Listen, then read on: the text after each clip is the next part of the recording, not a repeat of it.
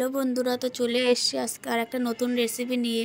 তো দেখো এখানে নিয়েছি পুঁই শাক, আর দেখো কুমড়ো ডাঁটা, আলু, আর এখানে নিয়েছি একটু চিংড়ি মাছ, আর পেঁয়াজ, আদা বাটা, রসুন না, জিরের গুঁড়ো, ধনের গুঁড়ো আর কাঁচা লঙ্কা। তো আজকে আমি বানাবো হচ্ছে পুঁই শাক দিয়ে চিংড়ি।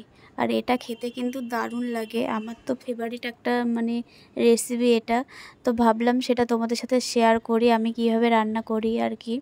তো দেখো প্রথমে গ্যাসে একটা কড়াই বসিয়ে দিয়েছি, তারপরে কড়াটা গরম হলে দিয়ে দিয়েছি সর্ষের তেল।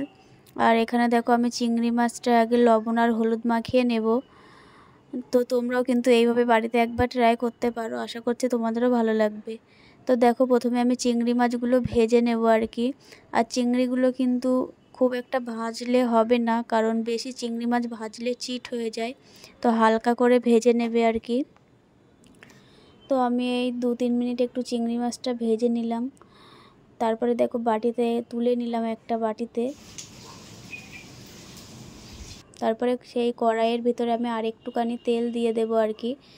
তারপরে ফোড়ন হিসেবে এখানে নিয়েছিলাম 5 ফোড়ন, শুকনো লঙ্কা, তেজপাতা। তো দেখো ফোড়নটা দেওয়ার পরে 5-6 সেকেন্ড একটু ভেজে নেব আর কি। তারপরে দিয়ে দিয়েছিলাম কুচিয়ে রাখা পেঁয়াজ। আর এখানে কিন্তু বেশি মশলাপাতিও লাগে না। তো তারপরে দেখো দিয়ে দিয়েছিলাম আদা বাটা। আর এটাকে একটু ভালো করে কষিয়ে নেওয়ার পরে এর ভিতরে কিন্তু দিয়ে দেব কাঁচা লঙ্কা চেরা। আর আমি তো নতুন নতুন ভিডিও করছি, তোমরা প্লিজ আমাকে একটু সাপোর্ট করো, কারণ তোমাদের সাপোর্ট ছাড়া এগিয়ে যাওয়াটা সম্ভব না। তো তারপরে দিয়ে দিলাম একটু লবণ স্বাদ মতো, তোমরাও কিন্তু স্বাদ অনুযায়ী লবণ দেবে। তো তারপরে দিয়ে দিয়েছি এখানে ধনে গুঁড়ো আর দিয়েছি জিরের গুঁড়ো।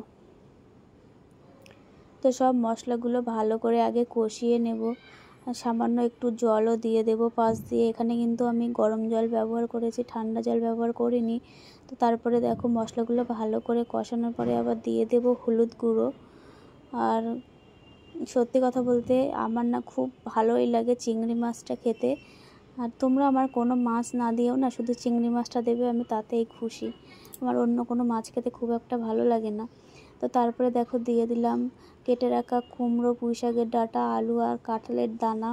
তো এগুলো কিন্তু আগে একটু ভালো করে কষিয়ে নিতে হবে, অর্ধেক সিদ্ধ করে নিতে হবে।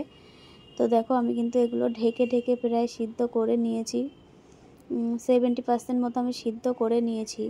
আর তারপরে দেখো আমি দিয়ে দেব পুঁই শাক, যে পাতাগুলো কেটে রেখেছিলাম সেগুলো। পাতাগুলো না প্রথম থেকে দিয়ে কষালে পাতাগুলো অনেকটা ঘেটে যেত, ওই জন্য ওগুলো একটু লাস্টেই দেবো আর কি। তো যাই হোক, তারপরে দেখো আমি কিন্তু ঢেকে ঢেকে কষিয়ে নেব আর কি। তারপরে দেখো ঢেকে ঢেকে কষানোর পরে কিন্তু অনেকটাই হয়ে এসছে প্রায়। তো ভালো করে কষাতে হবে আর কি। আর আমি এক হাতে ফোনে ক্যামেরা করছি আর এক হাতে রান্না করছি, তো ওই জন্য একটু প্রবলেম হচ্ছে, তোমরা কিছু মনে করো না, একটু অ্যাডজাস্ট করে নিও আর কি। তো তারপরে দেখো আমি কিন্তু এখানে ঢেকে ঢেকে কষিয়ে নিচ্ছি, তাহলে কিন্তু ওগুলো ভালোভাবে সিদ্ধ হয়ে যাবে আর কি। তো দেখো কষানো হয়ে গেছে। তারপরে আমি দিয়ে দেব ভেজে রাখা চিংড়ি মাছগুলো। আর সত্যি গন্ধটা কিন্তু খুব সুন্দর বেরিয়েছে। আর চিংড়ি মাছ দিয়ে যে কোনো রকমের তরকারি রান্না করো না কেন, খুব সুন্দর খেতেও হয়। তো দেখো কেমন হয়েছে কালারটা, তোমরা কিন্তু কমেন্টে জানিও। আর খেতেও কিন্তু দারুণ হয়েছিল। আর দেখো এখানে আমি কিন্তু স্বাদ মতো চিনিও দিয়ে দিয়েছি।